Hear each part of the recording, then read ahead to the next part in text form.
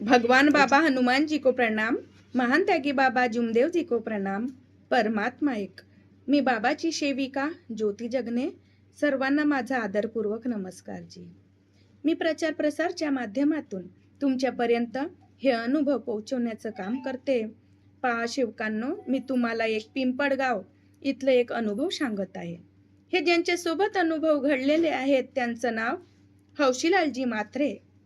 हे बाबाचे सेवक होते आणि बघा सेवकांनो, त्यागी सेवक होते जी सत्य मर्यादा प्रेमाने आणि त्यांच्या मुख कमलात भगवान बाबा हनुमानजी आणि महान त्यागी बाबा जुमदेवजी होते।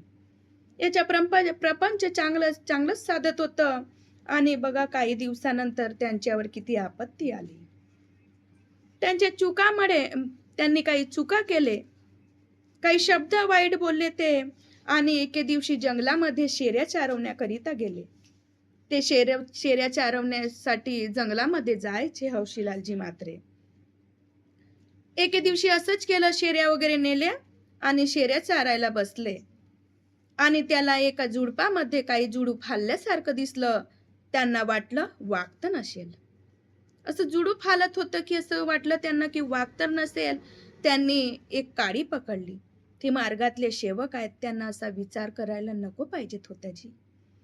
त्यांनी ती काडी पकडलं आणि त्या झुडपावर मारलं, तर त्या झुडपातून असे खूप लांब दोन नागिन निघाले आणि त्याचा असं पिच्छा केला की तो पाहूनच पडू लागला।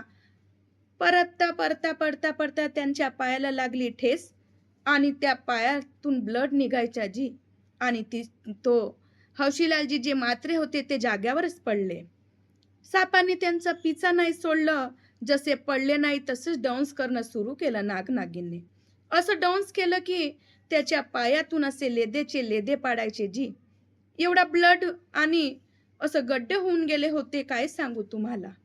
बघा सेवकांनो, आपण मार्गाचे सेवक आहो, आपण शब्दामध्ये फसलेलो आहो। आपल्याला बाबांनी काय सांगितले, सत्य मर्यादा प्रेमाची फक्त भीक मागितली आहे जी। आपल्याकडून काही नाही मागितली। आपण ज्या दिवशी मार्गामध्ये येतो आणि किती दुःखी असतो, तो पहिला दिवस पण नाही विसरायला हवं आपण आपल्याला ह्या मार्गाचा।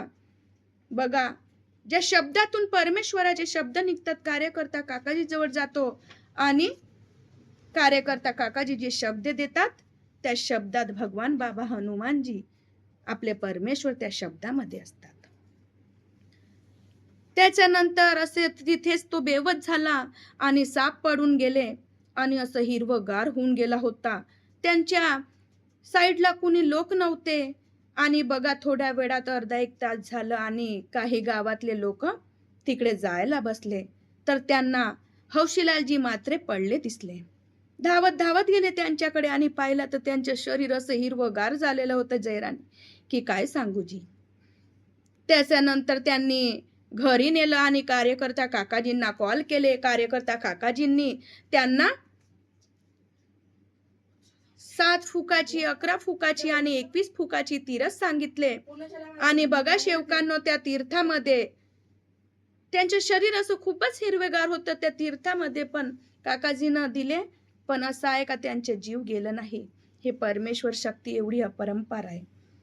कार्यकर्ता काकाजींनी म्हटलं की माझ्या इथले तुम्ही तीरथ द्या। तो तीरथ पेले आणि काही कार्यक्रमामध्ये गेले होते, तिथूनच कार्यकर्ता काकाजी त्यांच्या घरी आले आणि त्यांनी त्याला तीरथ बनवून दिले जी हौशीलालजी म्हात्रेला।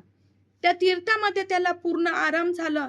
जसे लेदे पाळलेले होते नागिननी, बघा शेवकांना असं हिरवगार शरीर अनेकामधलं असतं तर जाग्यावरच मेलं असतं, पण त्या परमेश्वराची अपरंपार शक्ती आहे जी। ह्या मार्गात जो भी दुखी कष्टी सेवक आला आहे त्याच्या पायाला काटा नाही गळू देत जी बाबा आपले। त्या तीर्थामध्ये त्यांना आराम झाला आणि त्याच्यानंतर हॉस्पिटलमध्ये कशासाठी नेण्यात आला की त्याला जे लेदे पायाला झालेले होते गड्डेचे गड्डे, बघा त्याला आराम व्हायला पाहिजे म्हणून त्यांना हॉस्पिटलमध्ये नेण्यात आलं।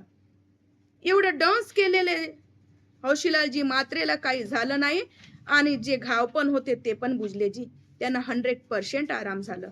हे भगवान बाबा हनुमानजी आणि महान त्यागी बाबा जुमदेवजीची अपरंपार शक्ती आहे। मानव हा मार्गदाते आहेत आपले बाबा. महान त्यागी बाबा जुमदेवजी मार्गदाता आहेत. आणि मुक्तिदाता म्हणजे आपण कधी बघितलेच नाही. तुम्हाला मार्गदाता आणि मुक्तिदातामध्ये फरक नाही समजत असेल तर मी तुमच्या समोर सांगत आहे. बघा सेवकांनो, मी थोड्या वेळात तुम्हाला मुक्तिदाता आणि मार्गदाता याच्यावर एक अनुभव सांगणार की हा काय आहे आणि कसं यांच्यामध्ये कन्फर्म आहे. बघा, सर्वांना माझा आदरपूर्वक नमस्कार, जी मी तुमच्या समोर दुसऱ्या व्हिडिओमध्ये लवकरात लवकर येणार.